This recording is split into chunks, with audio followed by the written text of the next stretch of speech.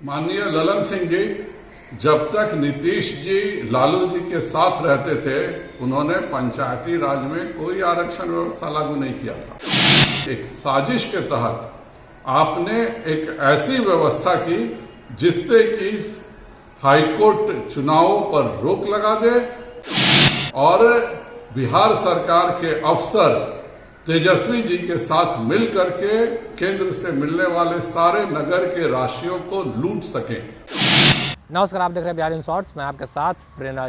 बिहार में नगर इकाई चुनाव होने वाला था, इस पर हाईकोर्ट ने स्टे लगा दिया। उसके बाद जो बिहार की राजनीतिक सियासत है वो तेज हो गया। आपको बता दें कि जो जेडीयू के राष्ट्रीय अध्यक्ष है ललन सिंह, उन्होंने बीजेपी पर हमला बोल दिया और कह दिया कि बीजेपी वाले लोग आरक्षण विरोधी है। तो वहीं उनके पलटवार में बीजेपी के प्रदेश अध्यक्ष संजय जायसवाल ने कह दिया कि जब तक नीतीश कुमार लालू जी के साथ थे तो पंचायती राज में कोई भी आरक्षण की बात नहीं होता था। जब एनडीए की सरकार में आए तब आरक्षण की बात करने लगे। क्या कुछ कर रहे हैं संजय जायसवाल, पहले ठीक देखिए इस वीडियो में।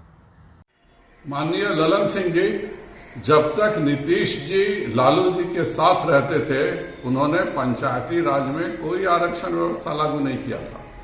जब वह एनडीए गठबंधन में आए और भाजपा के साथ सरकार बनी तब जाकर के बिहार में महिलाओं को उनका अधिकार मिला और तब जाकर के पिछड़ों, अनुसूचित जाति और जनजाति को बिहार में अधिकार मिला। आज फिर वह लालू जी के साथ जाकर बैठ गए हैं और उसी का नतीजा है कि एक साजिश के तहत आपने एक ऐसी व्यवस्था की जिससे कि हाईकोर्ट चुनावों पर रोक लगा दे और बिहार सरकार के अफसर तेजस्वी जी के साथ मिल करके केंद्र से मिलने वाले सारे नगर के राशियों को लूट सके। यह स्थिति पहली बार मध्य प्रदेश में उत्पन्न हुई थी। मध्य प्रदेश सरकार ने 3 दिन के भीतर विधानसभा से संकल्प पारित कराया और 1 महीने के भीतर 750 पेज का रिपोर्ट दे करके आरक्षण व्यवस्था लागू करा करके नगर निकायों के चुनाव भी करा लिए। बिहार सरकार के मन में शुरू से मैल है, नहीं तो मध्य प्रदेश की तरह बिहार सरकार भी यह काम कर सकती थी। आपने जानबूझ करके न केवल आरक्षण को समाप्त किया है बल्कि 4600 नगर निकायों के उम्मीदवारों के इतनी राशि बर्बाद करने के भी आप जिम्मेवार हैं।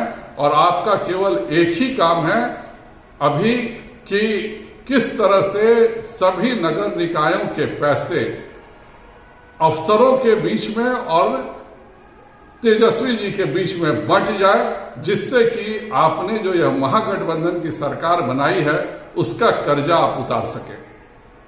तो जैसा कि देखा आपने, संजय जायसवाल का साफ तौर पे कहना है कि जिस तरीके से स्टे लग गया है उसके बाद जो तेजस्वी यादव है उनके अफसरशाही है वो नगर इकाई का फंडों को लूट खसोट करने की कोशिश में लगे हुए हैं। उतना ही नहीं, संजय जायसवाल ये भी कह रहे हैं कि जो मुख्यमंत्री नीतीश कुमार हैं जब बीजेपी के साथ थे यानी एनडीए के सरकार में थे तभी आरक्षण पे बात हो रही थी, तभी आरक्षण के बात चल रहा था और उन्होंने महिलाओं को आरक्षण देने की बात की थी। जब से फिर लालू यादव की गोद में जाकर बैठ गए हैं तो उल्टे पुल्टे बयानबाजी हो रही है।